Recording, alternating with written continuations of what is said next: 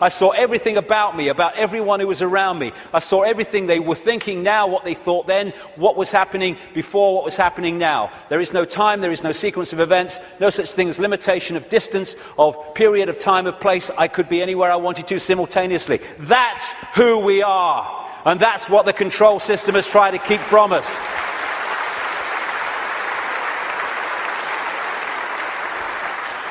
Now, the way to go most powerfully with this change is to stop identifying who we are with what we are told we are, little me.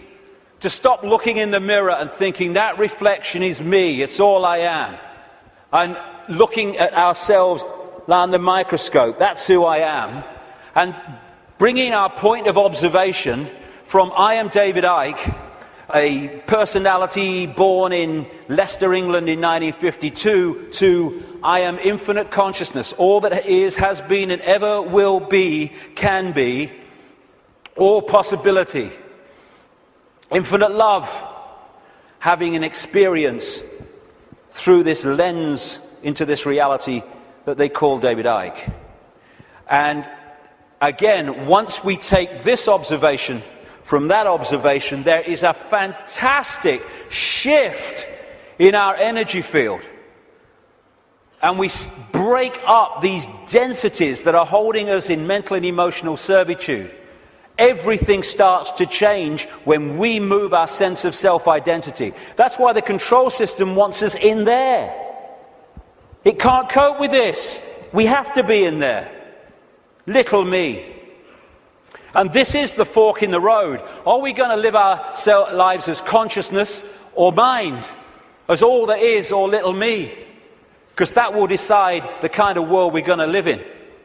Escaping the box, and it is a box, it's a vibrational box.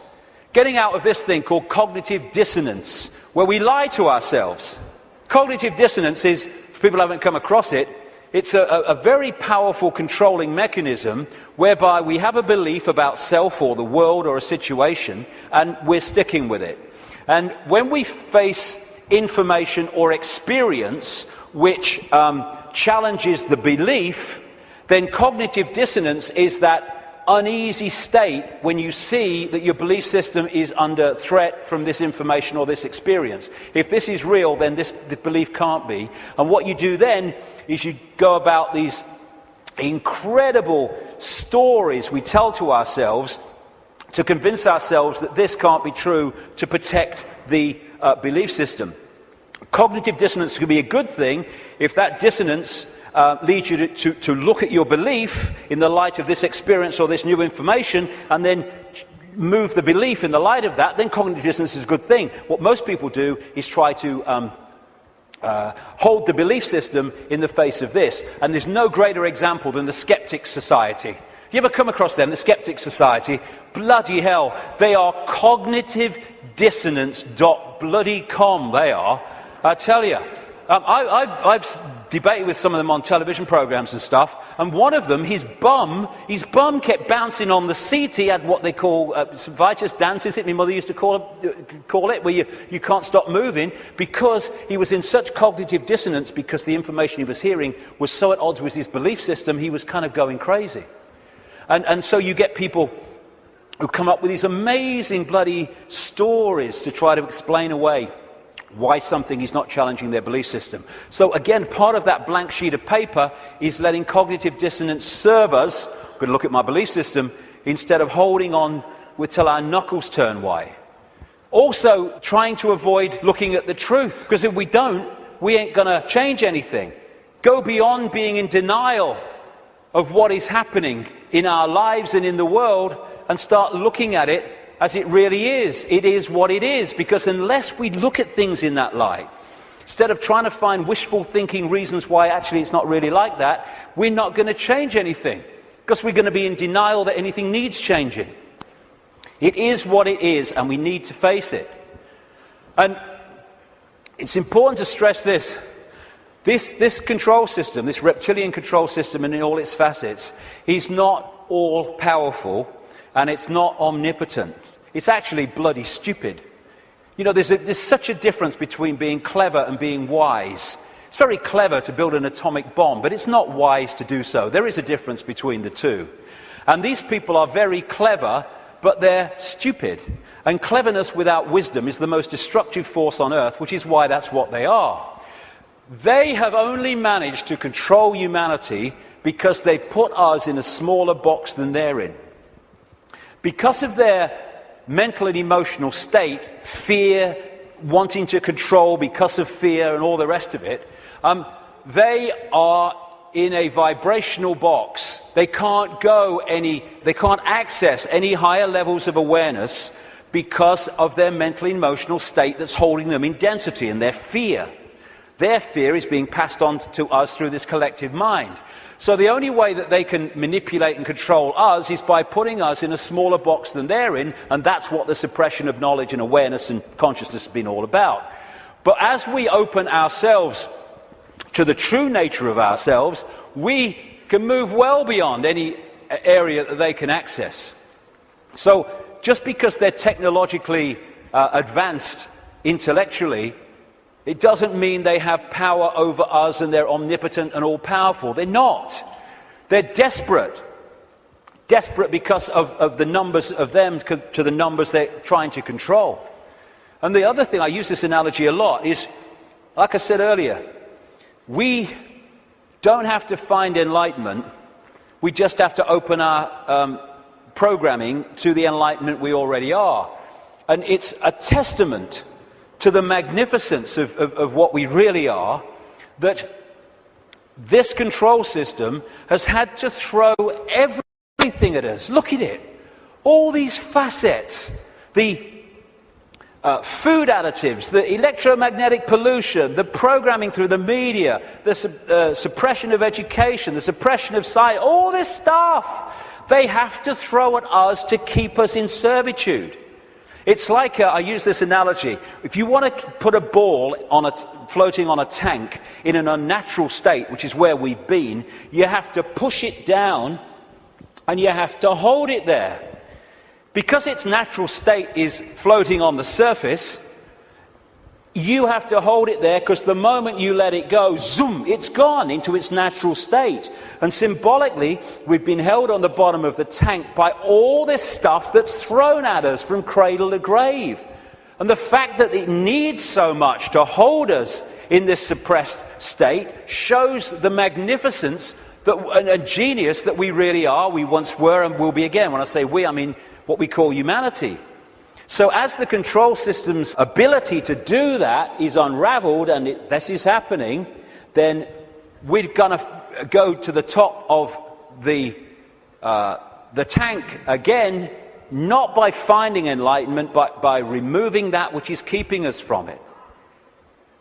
Be afraid, big monsters coming. This is the big area that they control us with, and we need to let go. They're feeding of this fear.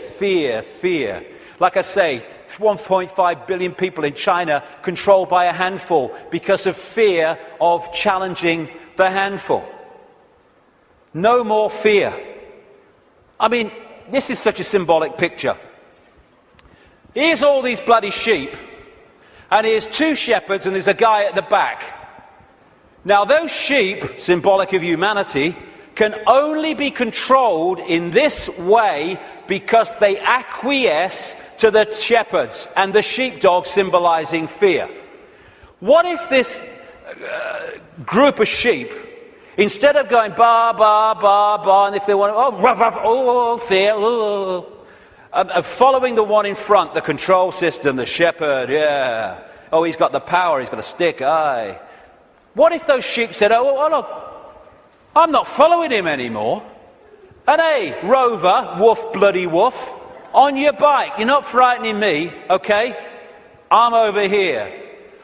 I'm over here. I'm over here. I'm going down here. I like that. There's some grass down here. Suddenly, this herd, flock, whatever you want to call it, is scattered because it's expressing its uniqueness and it is not fearing the consequences.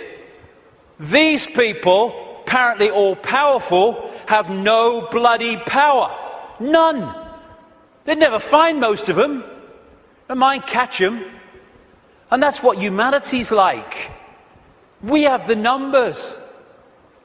And yet, because we acquiesce through fear of challenging the control system, even though we have the numbers, the handful of people control the many. We have the power. We've chosen not to use it. It's about bloody time we did.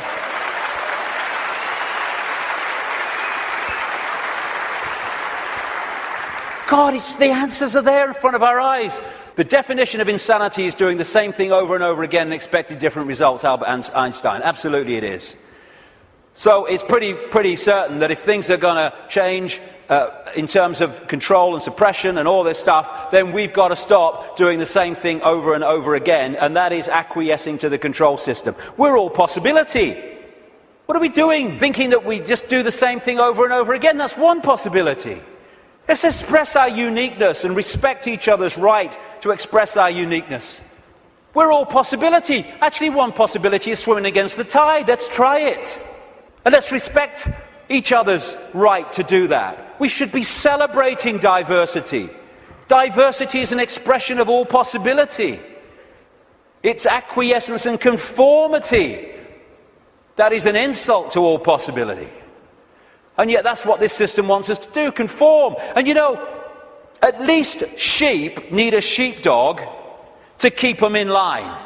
Humans have out-sheeped the sheep because we keep each other in line. We don't need the sheepdog.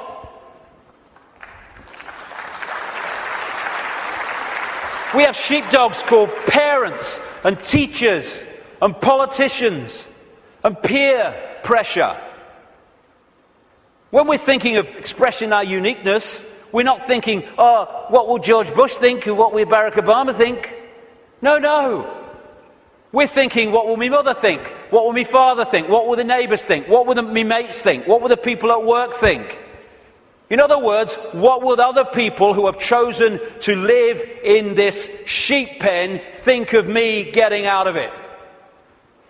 It's like sitting in a cell and you find a way out through the door, and instead of another prison warder coming along to stop you getting out, the other prisoners jump on you. That's what we do.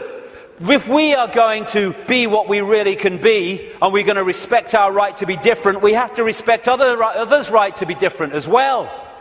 Because when we respect other people's right to be different and express their uniqueness, then we're setting them free and we're helping to set society free. We are policing each other all the time through ridicule, through condemnation. We need to start being at peace with other people having different views and expressing different lifestyles than we do, even if we don't like it.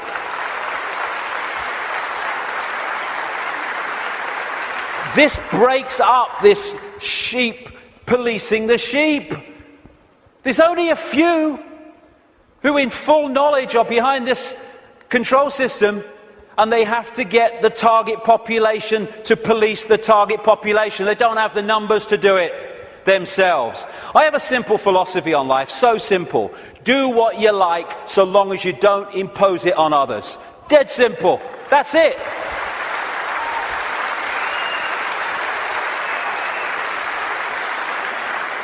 And I've heard people say to me, that would be anarchy. What about people murdering each other? Well, I think that murder could just about constitute imposing your will on another person. And when you think about that simple philosophy, it overrides all law, need for law, if we live that. We don't need laws that say don't murder when you wouldn't impose yourself on another person. But we can do this. You know, if Henry Kissinger wants to sacrifice George Bush, be my guest as long as you both agreed. Because when you leave the body, you'll feel right prats and you might learn something in your eternity. I get interested when they want to impose things on other people that don't want those things imposed upon them. That's what the control system's trying to do. That's why I'm interested. But express ourselves as long as we're all agreed. And we don't impose it on other people. We have this either or. Someone wants kind of a rave or something, and some people don't want to be affected by all the noise and disruption. And so we say, they can have it, they can't have it. It's either or. Any society that was conscious would say, okay,